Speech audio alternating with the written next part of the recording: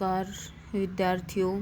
आज हम इस वीडियो में अभिव्यक्ति और माध्यम पुस्तिका से पूछे जाने वाले अति महत्वपूर्ण प्रश्नोत्तर के बारे में बात करते हैं, जो पिछले कई वर्षों से परीक्षा में लगातार आ रहे हैं। तो विद्यार्थियों, इस वीडियो को अंत तक सुनने से आपके परीक्षा में 5 अंक बिल्कुल पक्के हो जाते हैं। तो विद्यार्थियों, हम शुरू करते हैं। हमारा फर्स्ट प्रश्न है, प्रमुख जनसंचार माध्यम कौन से हैं? जनसंचार के प्रमुख माध्यम हैं समाचार पत्र, पत्रिकाएं, film, television, radio, telephone, internet, पुस्तकें आदि। जनसंचार हमारे क्या होते हैं? जो हमें जनता के साथ जोड़ते हैं, तो वो हमारे होते हैं बेटा जनसंचार के माध्यम। प्रिंट माध्यम से आप क्या समझते हैं? प्रिंट माध्यम को बेटा हम मुद्रित माध्यम भी कहते हैं, जो प्रिंट करके आप तक पहुंचते हैं। तो बेटा देखिए, प्रिंट माध्यम क्या होते हैं? संचार के जो साधन प्रिंट अर्थात छपे रूप में लोगों तक सूचनाएं पहुंचाते हैं, उन्हें प्रिंट या मुद्रित माध्यम कहा जाता है। प्रिंट माध्यम के 2 प्रमुख साधन कौन से हैं? यानी कि बेटा जो प्रिंट हैं, प्रिंट के 2 उदाहरण भी बोल सकते हैं हम कि भाई प्रिंट मीडिया के 2 उदाहरण दीजिए। तो उसके अंतर्गत हमारे जैसे समाचार पत्र हैं, पत्रिकाएं हैं, ठीक है। उसके बाद नेक्स्ट कहते हैं, प्रिंट मीडिया का महत्व हमेशा क्यों बना रहता है? यानी कि बेटा उसमें ऐसी क्या खूबी है जो वो अपना महत्व हमेशा बरकरार बनाए रखती है? तो कहता है, वाणी, विचारों, सूचनाओं, समाचारों आदि को लिखित रूप में रिकॉर्ड करने का आरंभिक साधन होने के कारण प्रिंट मीडिया का महत्व हमेशा बना रहेगा। मतलब मीन्स क्या कहता है बेटा, ये जो प्रिंट मीडिया होता है वो हमारा स्थायी माध्यम होता है, जिसके द्वारा हम लंबे समय तक अपने विचारों को स्टोर करके सुरक्षित करके रख सकते हैं। नेक्स्ट क्वेश्चन देखो, पत्रकारिता किसे कहते हैं? तो प्रिंट या मुद्रित, रेडियो, टेलीविज़न या इंटरनेट किसी भी माध्यम से खबरों के संचार को पत्रकारिता कहते हैं। यानी कि पत्रकारिता होता है बेटा किसी के माध्यम से अपने विचारों को एक दूसरे तक पहुंचाना। यानी कि कोई भी माध्यम हो सकता है, हम अपने विचार जब जनता तक या और अन्य व्यक्तियों तक पहुंचाते हैं, तो वो आपका बेटा होता है पत्रकारिता। तो उसकी डेफिनेशन आपसे ये पूछ रहा है। तो प्रिंट यानी कि रेडियो, टेलीविज़न या इंटरनेट, जब हम किसी भी माध्यम का सहारा लेकर के अपने जो विचार हैं बेटा वो दूसरों तक पहुंचाते हैं, तो वो आपकी पत्रकारिता कहलाती है। नेक्स्ट प्रश्न, भारत में अखबारी पत्रकारिता की शुरुआत कब और कहां से हुई? यानी कि बेटा प्रिंट मीडिया, ठीक है, जो अखबार है हमारा प्रिंट होकर के वो कब और कहां से शुरू हुआ था? तो ये कहता है, भारत में अखबारी पत्रकारिता की शुरुआत सन 1780 में जेम्स ऑगस्ट हिकी के बंगाल गजट से हुई, जो कोलकाता से निकला था। यानी कि कोलकाता का प्राचीन नाम हमारा क्या था? कलकत्ता, ठीक है। और ये सबसे पहले 1780 में प्रकाशित हुआ था बंगाल गजट के नाम से, ठीक है। नेक्स्ट कहता है, हिंदी का पहला साप्ताहिक पत्र कौन सा था? इसके संपादक कौन थे? यानी कि बेटा जो हिंदी भाषा का पहला साप्ताहिक पत्र कौन सा था? यानी कि सप्ताह में एक दिन प्रकाशित होता था, और वो किसने प्रकाशित किया था? तो ये कहता है, हिंदी का पहला साप्ताहिक पत्र उदंत मार्तंड था, जिसके संपादक पंडित जुगल किशोर शुक्ल थे। यानी कि बेटा हिंदी का पहला साप्ताहिक पत्र के रूप में उदंत मार्तंड को जाना जाता है, जो पंडित जुगल किशोर शुक्ल के द्वारा प्रकाशित किया गया था। नेक्स्ट कहता है, स्वतंत्रता प्राप्ति से पूर्व पत्रकारिता एक मिशन थी कैसे, यानी कि स्वतंत्रता प्राप्ति से पहले बेटा जो पत्रकारिता थी वो एक मिशन के रूप में प्रयोग की जाती थी। कैसे की जाती थी कि भाई स्वतंत्रता प्राप्ति से पूर्व पत्रकारिता का एक ही लक्ष्य था, स्वतंत्रता की प्राप्ति। इस प्रकार पत्रकारिता एक मिशन थी, यानी कि बेटा स्वतंत्रता पाने के लिए लोगों को जागरूक करना ही पत्रकारिता का मुख्य उद्देश्य था, एक मिशन के रूप में था। ठीक है। नेक्स्ट, स्वतंत्रता प्राप्ति के बाद पत्रकारिता में किस प्रकार का बदलाव आया।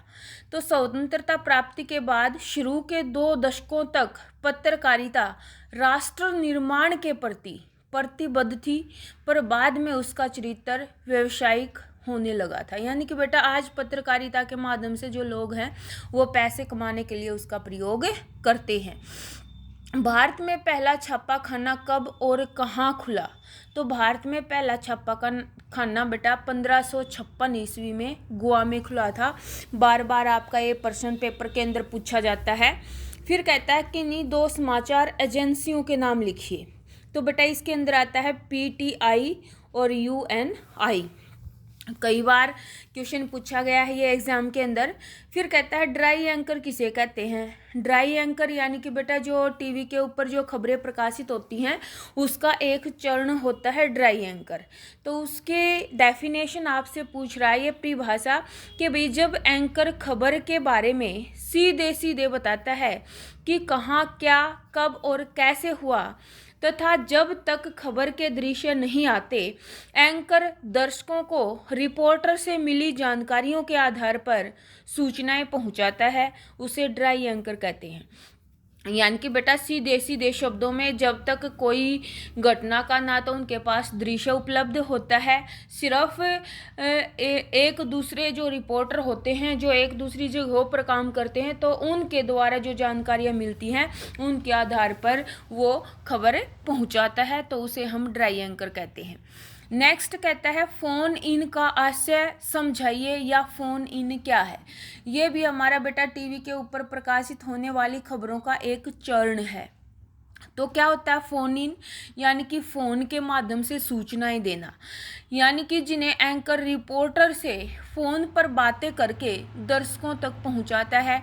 इसमें रिपोर्टर घटना वाले स्थल पर मौजूद होता है, यानी कि जहां पर बेटा घटना घटित होती है तो वहाँ से वो फ़ोन के माध्यम से सूचनाएं देता है। जैसे कई बार टीवी के ऊपर खबर प्रकाशित होती है और आपको वो फ़ोन के माध्यम से उसकी आवाज़ भी सुनाई जाती है रिपोर्टर की, तो वो हमारा फ़ोन इन होता है।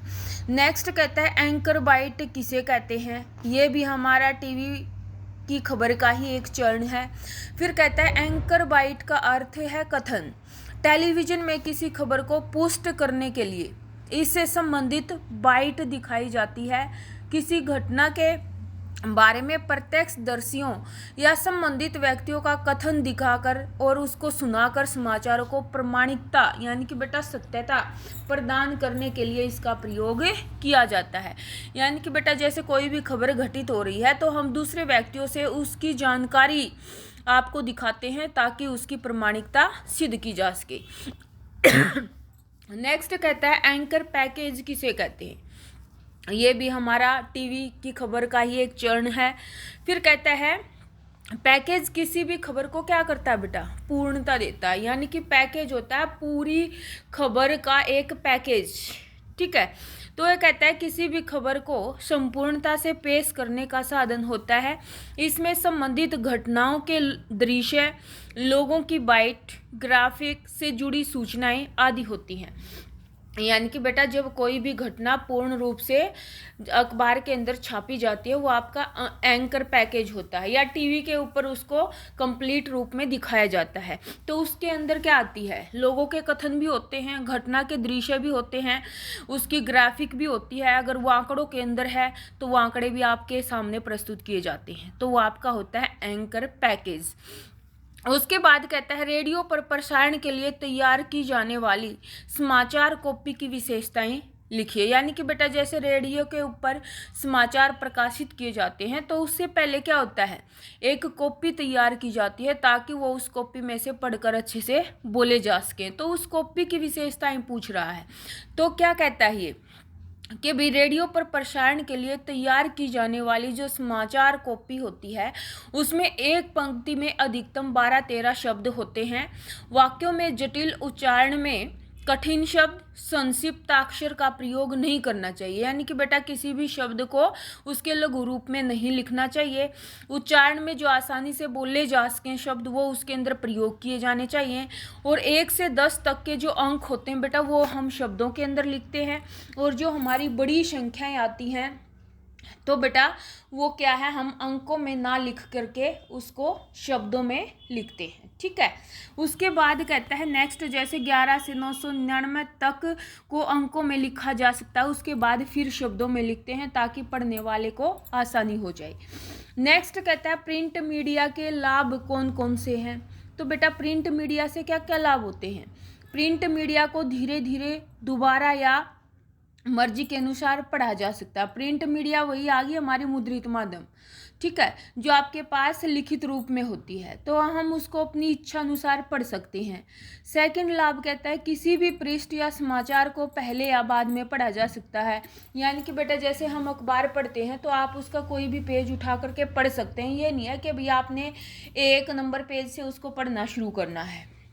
आप अपनी इच्छा के अनुसार उसके अंदर कोई भी खेल पृष्ठ पढ़ सकते हैं, व्यावसायिक पृष्ठ पढ़ सकते हैं, या और कोई जानकारी उससे प्राप्त कर सकते हैं। राज्य का पेज होता है उसमें बेटा सिटी का होता है, तो आप जो मर्जी वो पेज पढ़ सकते हैं। नेक्स्ट कहता है इन्हें सुरक्षित रखकर संदर्भ की तरह इस्तेमाल किया जा सकता है, यानी कि बेटा इनको लंबे समय तक सुरक्षित रखा जा सकता है। डेडलाइन क्या होती है। डेडलाइन हमारी क्या होती है बेटा, जैसे जो हमारी संस्थाएं होती हैं जो प्रिंट मीडिया के अंदर प्रिंट का काम करती हैं, तो बेटा उनकी डेडलाइन हमारी क्या होती है, उनको क्या किया जाता है कि भी एक टाइम फिक्स कर दिया जाता है कि भी इस टाइम तक कोई भी खबर हम तक पहुंचती है तो वो न्यूज़पेपर के अंदर प्रकाशित की जाएगी, और उस टाइम के बाद कोई भी न्यूज़ आती है तो नेक्स्ट डे अगले दिन के लिए रखी जाती है, फिर वो अगले दिन प्रसारित होने वाले अंक के अंदर छापी जाती है। तो बेटा वो डेडलाइन होती है निर्धारित समय सीमा का ख़त्म होना, तो वो आपका होता है डेडलाइन। ठीक है, उसके बाद देखो नेक्स्ट, प्रिंट माध्यम के लेखकों को किन किन बातों का ध्यान रखना चाहिए, यानी कि बेटा जो प्रिंट या मुद्रित माध्यम के अंदर काम करते हैं तो उनके अंदर फर्स्ट तो बेटा उनकी अशुद्धियों का उसने ध्यान रखना चाहिए कि भाई अशुद्धियाँ नहीं की जानी चाहिए। समय सीमा डेडलाइन का ध्यान रखना चाहिए कि भाई किस समय तक उनको अपनी जो सूचनाएं हैं वो उनको जमा करवानी है। नेक्स्ट बेटा समय सीमा कि भाई कोई भी समाचार है वो प्रकाशित किया जाएगा तो कितने शब्दों के अंदर लिखा जाएगा। नेक्स्ट कहता है मुद्रित या प्रिंट माध्यम की सीमा का उल्लेख कीजिए, यानी कि बेटा जो इसकी सीमाएं हैं यानी कि क्या क्या कमजोरियां इसके अंतर्गत आती हैं। तो बेटा फर्स्ट कमजोरी तो ये है कि भाई जो अनपढ़ लोग होते हैं, निरक्षक जो व्यक्ति होते हैं, उनके लिए ये बेकार की वस्तु बन जाती है। नेक्स्ट कहता है इसके अलावा वे किसी घटना को खबर एक निश्चित समय बाद ही देते हैं, यानी कि बेटा कोई भी घटना जब न्यूज़पेपर के अंदर छपती है तो वो आपकी पुरानी हो जाती है, उससे पहले उस घटना को आप इंटरनेट के माध्यम से या टीवी के माध्यम से वो आप पहले उसके बारे में जान चुके होते हैं। तो इसीलिए कहता है कि भी जो घटना उसके अंदर छपती है अखबार के अंदर तो बेटा वो पुरानी होती है। नेक्स्ट कहता है कि भाई एनकोडिंग से आप क्या समझते हैं। एनकोडिंग हमारी क्या होती है, ये बेटा एक प्रकार की भाषा होती है जिसके माध्यम से हम अपने विचार दूसरों तक पहुंचाते हैं। तो देखिए संदेश को भेजने के लिए शब्दों, संकेत या ध्वनि चिन्हों का जो उपयोग किया जाता है, भाषा भी एक प्रकार का कूट चिन्ह या कोड है, अतः प्राप्तकर्ता को समझाने योग्य कूटों में संदेश बांधना कूटीकरण या एनकोडिंग, यानी कि जिस तरीके से आप दूसरे तक अपने विचार पहुंचाते हैं, वो चाहे ध्वनि चिन्ह होते हैं, चाहे संकेत होते हैं, चाहे शब्द होते हैं, तो वो आपका एनकोडिंग कहलाता है। नेक्स्ट प्रश्न देखो, ब्रेकिंग न्यूज का क्या आशय है। ब्रेकिंग न्यूज क्या होती है, यानी कि ये भी हमारा एक बेटा टीवी के ऊपर प्रसारित होने वाली खबरों का ही एक चरण है ब्रेकिंग न्यूज। ब्रेकिंग न्यूज को हम फ्लैश न्यूज के नाम से भी जानते हैं। ठीक है। इसका दूसरा नाम आता है फ्लैश न्यूज़। कई बार इसका दूसरा नाम ही पूछ लेता है एग्जाम के अंदर, तो वो हमारा होता है फ्लैश न्यूज़। इसके अंतर्गत अत्यंत महत्वपूर्ण या बड़े समाचार को कम से कम शब्दों में दर्शकों तक तत्काल यानी कि उसी समय जिस समय वो घटित होता है तो तत्काल पहुंचा दिया जाता है। जैसे नेपाल में आया भीषण भूकंप या 2 रेलगाड़ियों में टक्कर, उसमें 10 मरे, सैकड़ों लोग घायल हो गए। यानी कि बेटा कोई भी घटना जब घटती है तो उसी समय क्या किया जाता है, वो देशवासियों तक पहुंचाई जाती है, तो वो आपकी होती है ब्रेकिंग न्यूज़, फ्लैश न्यूज़ यानी कि ताज़ा न्यूज़। उसके बाद कहता है पत्रकारीय लेखन में सर्वाधिक महत्व किस बात का होता है। तो बेटा पत्रकारिता लेखन के अंदर जो हमारी समसामयिक जो घटनाएं होती हैं यानी कि समय समय पर जो घटनाएं घटती हैं तो उनकी जानकारी शीघ्र देना ही इसका मुख्य उद्देश्य होता है। उसके बाद कहता है अखबार अन्य माध्यमों से अधिक लोकप्रिय क्यों है। एक मुख्य कारण लिखिए। यानी कि बेटा जो अखबार होते हैं वो दूसरे माध्यमों से महत्वपूर्ण होते हैं, अधिक लोकप्रिय होते हैं, तो वो क्यों होते हैं। तो बेटा हम इसके बारे में पहले भी बात कर चुके हैं कि भी जो अखबार होते हैं वो लोकप्रिय इसलिए होते हैं, आप इसको कहीं भी आसानी से ले जा सकते हैं। नेक्स्ट इनके अंदर स्थायित्व होता है, ठीक है, और अपनी इच्छा अनुसार इसको आप पढ़ सकते हैं, तो इसीलिए अखबार लोकप्रिय होते हैं। नेक्स्ट क्वेश्चन देखो बेटा, जो ये क्वेश्चन आ रहे हैं अब इसके पीछे आपके साल मेंशन कर रखे हैं कि भाई कौन सा पर्सन किस साल के अंदर आया हुआ है। तो बेटा बहुत महत्वपूर्ण पर्सन है, तो आप इनको अंत तक पढ़िए, सुनिए और बेटा अच्छे से तैयारी कीजिए। पेपर के अंदर 5 अंक आपके पक्के हो जाते हैं और जो बड़े पर्सन हैं उनका भी ये आधार होते हैं। फिर कहता है इलेक्ट्रॉनिक माध्यम की 2 विशेषताएं लिखिए। तो इलेक्ट्रॉनिक माध्यम हमारे क्या होते हैं, इसकी विशेषताएं लिखनी है। तो यह विशाल क्षेत्र में पहुंच जाता है, यानी कि बेटा विस्तृत क्षेत्र में पहुंच जाता है। इसमें दृश्य व श्रव्य माध्यम दोनों होते हैं, यानी कि बेटा इसके अंदर किसी घटना को देखा भी जा सकता है और सुना भी जा सकता है, ठीक है। जैसे रेडियो है वो केवल श्रव्य माध्यम है, लेकिन जो टेलीविज़न है वो दृश्य और श्रव्य दोनों माध्यमों के अंदर काम करता है। उसके बाद कहता है संपादक के 2 दायित्वों का उल्लेख कीजिए। यानी कि जो संपादक होता है बेटा उसके दो जिम्मेदारियां कौन सी होती हैं। तो फर्स्ट कहता है विभिन्न स्रोतों से प्राप्त समाचारों का चुनाव कर प्रकाशन योग्य बनाना, तात्कालिक घटनाओं पर संपादकीय लेख लिखना, ठीक है। संपादक ही संपादकीय लेख लिखता है, तो इसीलिए ये उसकी जिम्मेवारी होती है।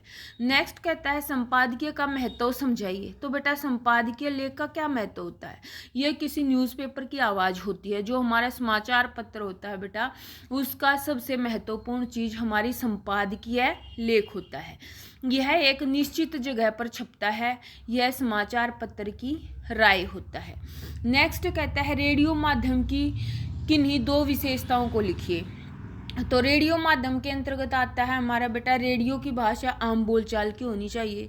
इसमें सटीक मुहावरों का प्रयोग भी होना चाहिए, जिससे भाषा के अंदर बेटा ताजगी आ सके और लोगों को अच्छे से वो समझ में आ सके। नेक्स्ट कहता है मीडिया को लोकतंत्र का चौथा स्तंभ क्यों कहा जाता है। इसके अंदर पूछा भी जाता है कि भाई किसको लोकतंत्र का चौथा स्तंभ कहा जाता है। तो बेटा वो हमारा आता है मीडिया। अब इसके अंदर जो हमारे 3 स्तंभ हैं उनका तो आपको पता ही है। तो बेटा मीडिया का जो चौथा स्तंभ होता है वो हमारा लोकतंत्र का जो चौथा स्तंभ होता है वो होता है मीडिया, क्योंकि यह जन समस्याओं को शेष तीनों स्तंभों के सामने प्रस्तुत करता है तथा इन तीनों स्तंभों के कार्यों की समीक्षा भी करता है, ठीक है। उसके बाद कहता है अंशकालिक पत्रकार से आप क्या समझते हैं। अंशकालिक यानी कि बेटा अंश होता है कुछ भाग और कालिक होता है समय का, यानी कि वे पत्रकार जो किसी भी समाचार पत्र में स्थायी नहीं होते, ये एक से अधिक खबरों के लिए सामग्री एकत्रित करते हैं। यानी कि बेटा ये जगह जगह क्या है दूसरे संस्थाओं के साथ भी ये जुड़कर वहाँ पर काम कर सकते हैं। नेक्स्ट कहता है पेज 3 पत्रकारिता क्या होती है। तो पेज 3 पत्रकारिता हमारी क्या होती है कि भी जो सनसनी फैलाने का काम करती है, ठीक है। तो उसको पीत पत्रकारिता के नाम से भी जाना जाता है इस पत्रकारिता को, कि भी पीत पत्रकारिता भी हमारी पेज 3 पत्रकारिता ही होती है। यह प्राय चरित्रहीनता से संबंधित होती है। इसमें सनसनीखेज खबरें होती हैं। सनसनीखेज वही होता है जो सनसनी फैलाने का काम करता है। नेक्स्ट कहता है जनसंचार का तात्पर्य स्पष्ट कीजिए। तो बेटा जनसंचार का तात्पर्य मतलब मीन्स होता है बेटा आशय। तो जनसंचार हमारा क्या होता है, जब व्यक्तियों के समूह के साथ जो संवाद होते हैं यानी कि वाद विवाद होते हैं, तो वो किसी तकनीकी या यांत्रिक माध्यम से क्या किए जाते हैं बेटा, समाज के एक विशाल वर्ग तक वो पहुंचाए जाते हैं, यानी कि ज़्यादा लोगों को जोड़ने का काम करते हैं। तो वो हमारे जनसंचार माध्यम कहलाते हैं। उसके बाद कहता है ऑल इंडिया रेडियो की स्थापना कब हुई। आजकल यह किस संस्था के अंतर्गत है। बहुत ही महत्वपूर्ण प्रश्न है, बार बार पेपर में पूछा जाता है। तो ऑल इंडिया रेडियो की स्थापना हमारी हुई थी बेटा 1936 ईस्वी में। आजकल यह फ्रीक्वेंसी मॉड्यूलेशंस संस्था के अंतर्गत काम करता है। ये एफएम की फुल फॉर्म भी है बेटा। एफएम फ्रीक्वेंसी मॉड्यूलेशंस जो एफएम है, ठीक है, उसकी फुल फॉर्म भी है ये फ्रीक्वेंसी मॉड्यूलेशंस। फिर कहता है फीचर के 2 लक्षण लिखिए, यानी कि जो फीचर है बेटा उसकी क्या पहचान होती है। तो फर्स्ट कहता है फीचर एक तो सृजनात्मक, सुव्यवस्थित व आत्मनिष्ठ लेखन है, जो पाठकों को क्या करता है बेटा, शिक्षित करने के साथ साथ उनका मनोरंजन भी करता है। तो ये फीचर की हमारी परिभाषा भी आ जाती है। और इसकी जो भाषा होती है बेटा वो सरल होती है और मन को छूने वाली होती है, आकर्षक होती है। नेक्स्ट कहता है पत्रकार किसे कहते हैं। तो बेटा पत्रकार हमारे वे होते हैं जो क्या है, समाचार पत्र पत्रिकाओं में छपने के लिए लिखित रूप में सामग्री देने, सूचनाएं और समाचार एकत्रित यानी कि इकट्ठा करते हैं, तो वो हमारे पत्रकार कहलाते हैं। डेडलाइन क्या होती है। डेडलाइन वही बेटा निश्चित समय सीमा, अखबार में समाचार या रिपोर्ट को प्रकाशन हेतु स्वीकार करने के लिए एक निश्चित समय सीमा होती है, इसी को डेडलाइन कहते हैं। वॉचडॉग पत्रकारिता से क्या आशय है। वॉचडॉग पत्रकारिता हमारी क्या होती है बेटा, जो सरकार जो काम करती है उनके कामकाज पर निगाह रखती है, वो आपकी होती है वॉचडॉग पत्रकारिता, जो भ्रष्टाचार का पर्दाफाश करती है। ठीक है। ब्रेकिंग न्यूज़ यानी कि फ्लैश न्यूज़ वह होती है जो अत्यंत महत्वपूर्ण तथा तुरंत प्राप्त होती है। यह बहुत कम शब्दों के अंदर दर्शकों तक पहुंचाई जाती है। संचार प्रक्रिया में फीडबैक किसे कहते हैं और इसका क्या महत्व होता है। फीडबैक हमारा क्या होता है, जैसे हम सामने वाले तक अपने विचार पहुंचाते हैं तो बेटा वो उनके ऊपर क्या प्रतिक्रिया देता है, तो जो उसकी प्रतिक्रिया होती है वो आपका फीडबैक होता है। ठीक है। कूटीकृत संदेश के पहुंचने पर प्राप्तकर्ता अपनी राय व्यक्त करता है, यही फीडबैक है। इससे संदेश के पहुंचने का पता चल जाता है कि अभी सामने वाले ने हमारा संदेश किस रूप में समझा है। समाचार शब्द को परिभाषित कीजिए। तो बेटा समाचार हमारा क्या होता है, समाचार किसी भी ऐसी ताज़ी घटना, विचार या समस्या की रिपोर्ट है जिसमें अधिक से अधिक लोगों की राय और रुचि होती है, उसको हम समाचार बोलते हैं। नेक्स्ट कहता है कि भी इंटरनेट की लोकप्रियता के 2 कारण। इंटरनेट हमारा बेटा क्यों आजकल ज़्यादा प्रचलन में है, तो क्यों लोकप्रिय हो रहा है ये, तो उसके 2 कारण हैं। फर्स्ट कहता है यह संप्रेषण का बेहतरीन साधन है, यानी कि बेटा संप्रेषण होता है विचारों का आदान प्रदान, ठीक है, उसके रूप में प्रयोग किया जाता है। नेक्स्ट यह दृश्य श्रव्य व भागीदारी का माध्यम है, और क्या है, सूचनाओं की तत्काल जानकारी दे देता है। नेक्स्ट कहता है किसी समाचार की प्रस्तुति में जनरुचि का क्या महत्व होता है। तो समाचार पत्रों में जनरुचि के अनुसार ही खबरों को स्थान दिया जाता है। राजनीति, खेल, हिंसा, अर्थ आदि खबरें पाठक वर्ग की रुचि के अनुसार महत्ता पाती हैं, यानी कि बेटा लोगों की किस क्षेत्र के अंदर रुचि रहती है उसी के अनुसार उनके अखबार के अंदर उनको स्थान मिलता है। ठीक है, वो पाठकों की रुचि के ऊपर निर्भर करता है कि भाई उनकी रुचि किस क्षेत्र में है, तो उस क्षेत्र से संबंधित जानकारी ही आप तक पहुंचाती है। नेक्स्ट कहता है संपादन में वस्तुपरकता से क्या तात्पर्य है। वस्तुपरकता मतलब मीन्स क्या कहता है बेटा, जो वस्तु प्रकता होती है वो समाचार, घटनाएं और तथ्य उसी रूप में प्रस्तुत किए जाते हैं जिस रूप में वो घटित होते हैं। तो उनमें किसी तरह का कोई दबाव नहीं होता, ना किसी तरह का कोई पक्षपात होता है। पक्षपात होने के कारण वो बदले नहीं जाने चाहिए। तो बेटा वो हमारी वस्तु प्रकता होती है, यानी कि जो भी मुद्दा है उस मुद्दे से संबंधित सटीक जानकारी देना। नेक्स्ट कहता है कार्टून कोना क्या होता है। तो बेटा कार्टून कोना क्या होता है कि भाई कार्टून कोने के माध्यम से सटीक टिप्पणियाँ पाठक को छूती हैं। यह एक तरह से हस्ताक्षरित संपादकीय है, यानी कि बेटा एक कार्टून के रूप में होती है और उसके ऊपर टिप्पणियाँ लिखी होती हैं जो पाठकों का मन अपनी ओर आकर्षित करती हैं। पत्रकार के प्रकार बेटा, पत्रकार हमारे 3 प्रकार के होते हैं। एक पूर्णकालिक होता है, एक अंशकालिक होता है, एक स्वतंत्र पत्रकार होता है। इसमें पूर्वकालिक लिखा हुआ, पूर्वकालिक नहीं होता बेटा, ये होता है पूर्णकालिक। पूर्ण होता है पूरे समय के लिए, वो किसी एक संस्था से जुड़कर काम करता है। नेक्स्ट कहता है एंकर बाइट किसे कहते हैं।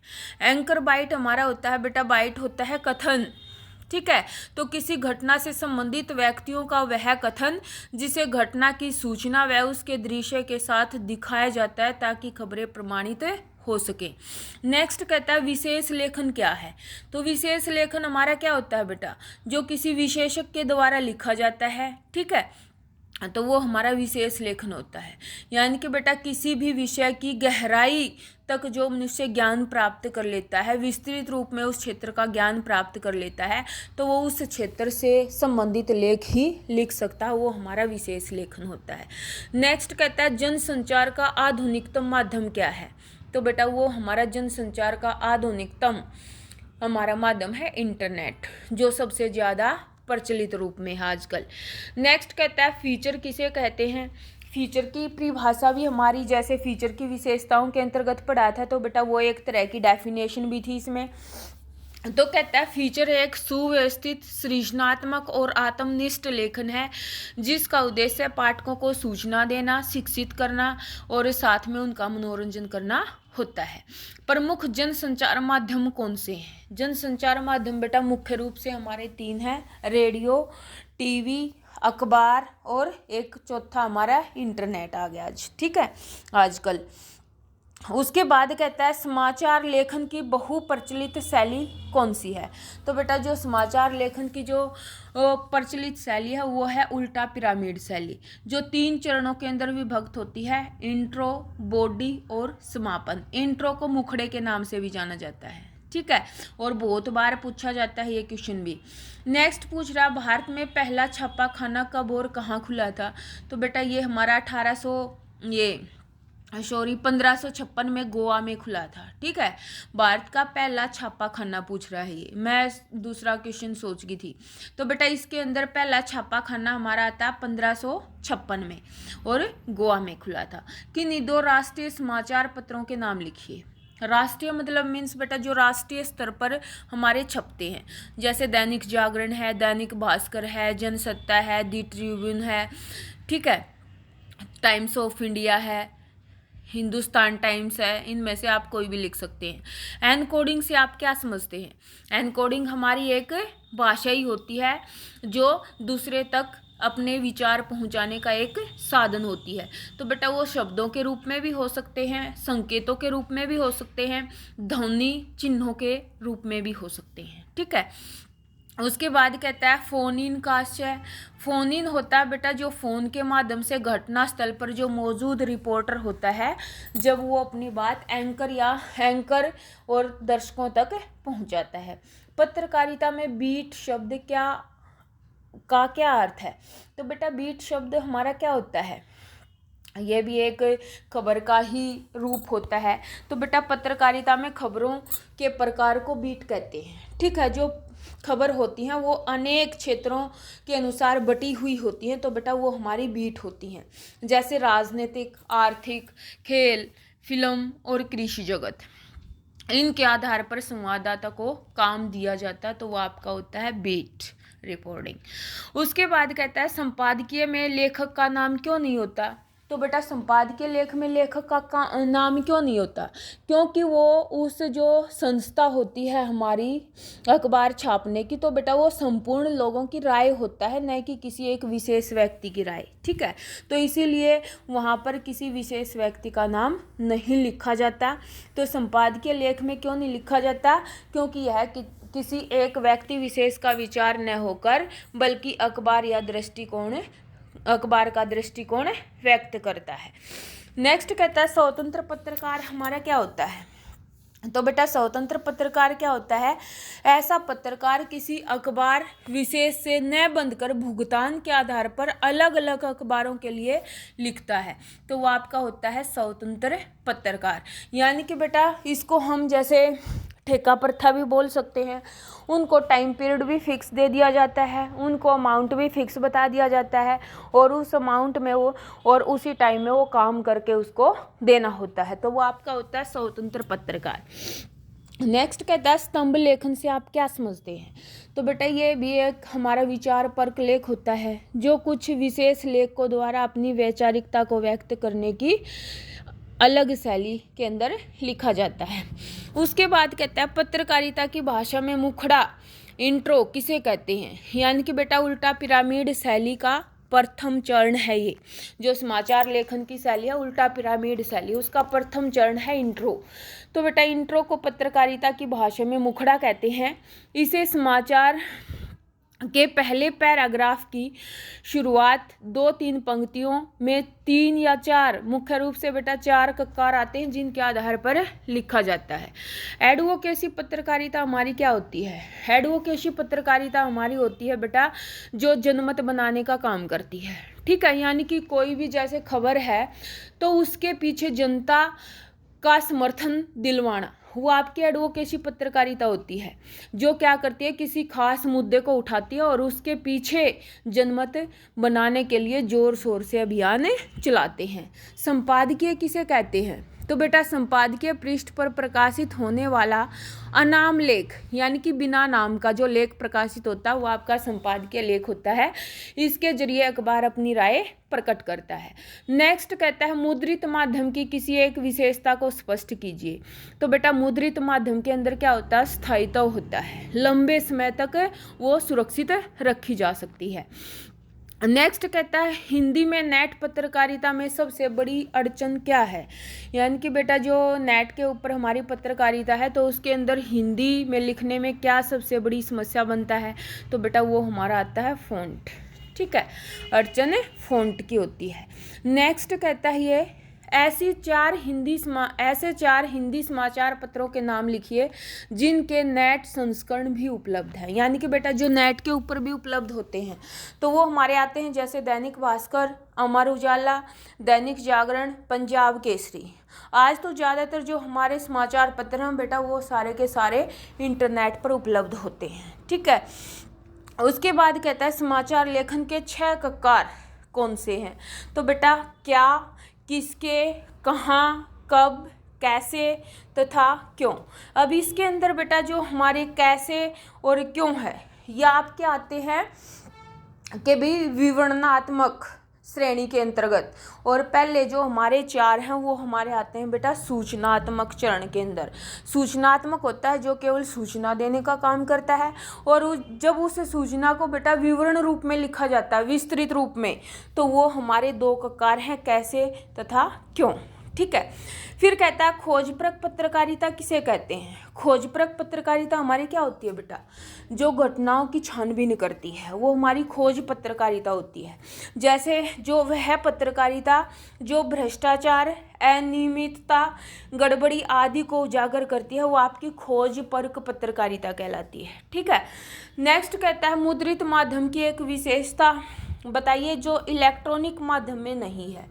यानी कि बेटा मुद्रित माध्यम की ऐसी विशेषता कौन सी है? उसके बारे में हम बार बार बात कर चुके हैं कि भी स्थायित्व होता है, वो लंबे समय तक अपने पास सुरक्षित करके रखी जा सकती है। इंटरनेट पे तो आप उसको ढूंढोगे, कई बार वो आपकी डिलीट भी लग जाती है। ठीक है, नहीं भी मिलती आपको। फिर कहता है हिंदी में प्रकाशित किन्हीं 4 दैनिक समाचार पत्रों के नाम लिखिए। दैनिक होते हैं बेटा हर रोज छपने वाले, तो ये जो आसपास आपके आसपास भी मौजूद होते हैं, जैसे दैनिक भास्कर है, हरी भूमि है, दैनिक जागरण है, पंजाब केसरी है, अमर उजाला है, दी ट्रिब्यून है, कोई भी लिख सकते हैं। फिर कहता है किन्हीं 2 हिंदी समाचार चैनलों के नाम लिखिए, यानी कि जो हिंदी के अंतर्गत, हिंदी भाषा के अंतर्गत अपने जो समाचार हैं वो प्रस्तुत करते हैं। तो बेटा आज तक है, ABP है, NDTV है। ठीक है, समाचार और फीचर में क्या अंतर होता है? तो बेटा समाचार तो क्या है, किसी घटना का ज्यों का त्यों वर्णन होता है, यथा तथ्य जिस रूप में वो प्राप्त होती है उसी रूप में लिखी जाती है। जबकि जो फीचर होता है बेटा, उसका मुख्य उद्देश्य क्या होता है, पाठकों को शिक्षित भी करना होता है और उनका मनोरंजन भी करना होता है। ठीक है, उसके बाद कहता है विशेष लेखन के किन्हीं 2 प्रकारों का नाम लिखिए। तो बेटा विशेष लेखन के अंतर्गत जो आपके क्षेत्र हैं, खेल क्षेत्र है, राजनीति क्षेत्र है, कृषि क्षेत्र है, शिक्षा का क्षेत्र है, व्यवसाय का क्षेत्र है, कोई भी लिख दो आप, आर्थिक जगत का भी आ जाएगा। उसके बाद कहता है समाचार लेखन कौन करते हैं? तो बेटा संवाददाता करते हैं। ठीक है, नेक्स्ट कहता है अखबार अन्य माध्यमों से अधिक लोकप्रिय क्यों है? एक मुख्य कारण लिखिए। तो बेटा जो अखबार है वो अन्य माध्यमों से लोकप्रिय क्यों हो रही है? वही मैंने बताया था कि अभी इसके अंदर एक तो स्थायित्व होता है, एक हम इनको अपनी इच्छा अनुसार उपयोग में ला सकते हैं। नेक्स्ट कहता है पत्रकारीय लेखन में सर्वाधिक महत्व किस बात का है? पत्रकारिता में सर्वाधिक महत्व बेटा क्या होता है, समसामयिक घटनाओं का, यानी कि समय समय पर घटित होने वाली घटनाओं पर जानकारी देनी होती है। वेब पत्रकारिता से क्या आशय है? वेब पत्रकारिता हमारी क्या होती है, जो इंटरनेट के माध्यम तक आप तक पहुंचती है, तो वो आपकी वेब पत्रकारिता होती है। फिर कहता है उल्टा पिरामिड शैली क्या होती है? उल्टा पिरामिड शैली हमारी क्या होती है, जिसके अंतर्गत बेटा महत्वपूर्ण तथ्यों के बाद घटते हुए महत्व कर्म से अन्य तथ्यों व सूचनाओं को लिखा जाता है। यानी कि बेटा सबसे पहले सबसे महत्वपूर्ण, फिर कम महत्वपूर्ण, फिर उससे कम, फिर उससे कम। ठीक है, उसके बाद कहता है इंटरनेट पत्रकारिता के 2 लाभ। तो बेटा इंटरनेट पत्रकारिता एक तो क्या होती है कि भाई इसका जो क्षेत्र होता है वो विस्तृत होता है। नेक्स्ट ये ताज़ी घटनाओं की जानकारी आप तक पहुंचा देती है। ठीक है, और इनको कहीं भी हम पढ़ सकते हैं आसानी से, इधर उधर जब हम चले जाते हैं तो बेटा ये हमें वहाँ भी मिल जाती है। नेक्स्ट कहता है विशेष रिपोर्ट के मूल तत्व क्या है? विशेष रिपोर्ट हमारी क्या होती है, जो गहरी छानबीनों से परिपूर्ण होती है बेटा, तथ्यों का एकत्रीकरण, विश्लेषण और व्याख्या इनके अंदर मिलती है। नेक्स्ट कहता है पत्रकारिता की भाषा में साक्षात्कार क्या आशय है? साक्षात्कार का यानी कि बेटा इंटरव्यू। तो वो कहता है पत्रकारिता में साक्षात के जरिए समाचार, फीचर, विशेष रिपोर्ट आदि के लिए कच्चा माल इकट्ठा किया जाता है और पत्रकार अन्य व्यक्तियों से तथ्य, उसकी राय व भावनाएं जानने के लिए सवाल पूछता है। इसके अंदर बेटा साक्षात्कार वो होता है जैसे पत्रकार के रूप में हम किसी व्यक्ति को नियुक्त करना चाहते हैं, तो उनका साक्षात्कार लेने के लिए हमें किस किस चीज़ की आवश्यकता होती है। तो बेटा वो क्या करेगा, पत्रकार तो क्या करेगा, न्यूज़ एकत्रित करने का काम होता है, तो जो कच्चा माल इकट्ठा करेगा तो बेटा उनकी व्यक्ति की राय जानना कि भाई उसके लिए क्या क्या इकट्ठा करेगा, वो उनकी भावनाएं जानना, तो वो आपका कहलाता है साक्षात्कार। उसके बाद कहता है ड्राई एंकर। ड्राई एंकर क्या होता है, जब तक बेटा किसी खबर के दृश्य मौजूद नहीं होते तो तब तक वो क्या करता है, सिर्फ जो उसके पास रिपोर्टर ने जानकारी दे रखी है उस जानकारी के आधार पर वो सूचनाएं देता है, वो आपका ड्राई एंकर होता है। इलेक्ट्रॉनिक माध्यम से क्या तात्पर्य है? इलेक्ट्रॉनिक माध्यम होते हैं बेटा जो बिजली के उपकरण होते हैं वो आपके इलेक्ट्रॉनिक होते हैं, जैसे रेडियो है, टेलीविज़न है, कंप्यूटर है, इंटरनेट है। रेडियो की अपेक्षा टीवी समाचारों की लोकप्रियता के 2 कारण लिखिए। तो बेटा रेडियो की अपेक्षा टीवी पर क्या किया जाता है, एक तो घटना के दृश्य दिखाए जाते हैं, नेक्स्ट बेटा इनका जो संबंध है वो सीधा दर्शकों के साथ जोड़ा जाता है। रेडियो नाटक से आप क्या समझते हैं? तो बेटा रेडियो पर भी क्या है, मनोरंजन करने के लिए तरह तरह की सामग्री प्रस्तुत की जाती है। तो बेटा जो रेडियो के माध्यम से नाटक प्रस्तुत किए जाते हैं वो आपके रेडियो नाटक कहलाते हैं। फिर कहता है पत्रकारीय लेखन और साहित्यिक सृजनात्मक लेखन में क्या अंतर है। एक तो पत्रकारीय लेखन होता है बेटा जो केवल सूचनाएं, समसामयिक घटनाओं की जानकारी देता है, लेकिन साहित्य सृजनात्मक लेख हमारा क्या होता है कि अभी इस लेखन में चिंतन के जरिए नई रचना का विकास किया जाता है, उद्भव किया जाता है, तो वो आपका सृजनात्मक होता है। ठीक है। उसके बाद नेक्स्ट कहता है फीचर लेखन की भाषा शैली कैसी होनी चाहिए। जो फीचर हम लिखते हैं तो बेटा उसकी भाषा कैसी होनी चाहिए, सरल, रूपात्मक, आकर्षक व मन को छूने वाली होनी चाहिए। यानी कि बेटा सरल भाषा में होना चाहिए ताकि वो ज़्यादा से ज़्यादा लोगों को प्रभावित कर सके, रूपात्मक होना चाहिए, आकर्षक होना चाहिए और मन को छूने वाला होना चाहिए, मन को प्रभावित करने वाला होना चाहिए। नेक्स्ट कहता है पत्रकारिता का मूल तत्व क्या है। तो मूल तत्व हमारा क्या होता है बेटा, पत्रकारिता का मूल तत्व बहुत इंपॉर्टेंट क्वेश्चन है। तो बेटा ये क्या करता है, लोगों की जिज्ञासा के ऊपर निर्भर करता है, उनके अंदर जिज्ञासा की भावना उत्पन्न करने का काम करता है, वो आपका होता है पत्रकारिता। नेक्स्ट कहता है जनसंचार के प्रचलित माध्यमों में सबसे पुराना माध्यम क्या है। सबसे पुराना पूछ रहा है तो बेटा हमारा प्रिंट मीडिया आ जाएगा। ठीक है, मुद्रित माध्यम या प्रिंट माध्यम या अखबार, सबसे जो पुराना माध्यम है हमारा जनसंचार का वो बेटा हमारा है प्रिंट मीडिया या मुद्रित माध्यम या अखबार। नेक्स्ट कहता है फ्लैश किसे कहते हैं। यानी कि बेटा फ्लैश न्यूज़, ब्रेकिंग न्यूज़ जो तत्काल दर्शकों तक सीमित शब्दों के अंतर्गत पहुंचाई जाती है वो आपकी होती है फ्लैश न्यूज़। तो बेटा ये हमारे बहुत ही महत्वपूर्ण प्रश्न हैं। अगर आप इन प्रश्नों को सभी को अच्छे से पढ़ेंगे, सुनेंगे तो बेटा ये आपको परीक्षा के अंतर्गत आपके नंबर पक्के करेंगे। क्यों? क्योंकि इन्हीं में से जो प्रश्न है वो बार बार आपकी परीक्षाओं के अंतर्गत आए हुए हैं और आपने देख भी लिया होगा इन प्रश्नों के पीछे ईयर भी लिखे हुए जिस साल में ये एग्ज़ाम के अंदर आए हुए हैं। तो बेटा आशा करती हूँ आपको ये प्रश्न अच्छे से समझ में आ गए होंगे। तो बेटा अगर अच्छे से समझ में आए हैं तो आप कमेंट के माध्यम से अपने विचार हम तक पहुँचाएँ कि भाई आपको ये वीडियो कैसी लगी और आप आगे किस चीज़ की वीडियो की अपेक्षाएं हमसे करते हैं ताकि हम आगे के लिए भी वीडियो आपके लिए तैयार कर सकें। तो बेटा वो अपनी इच्छा बताइए, कमेंट के माध्यम से हम तक पहुंचाएं।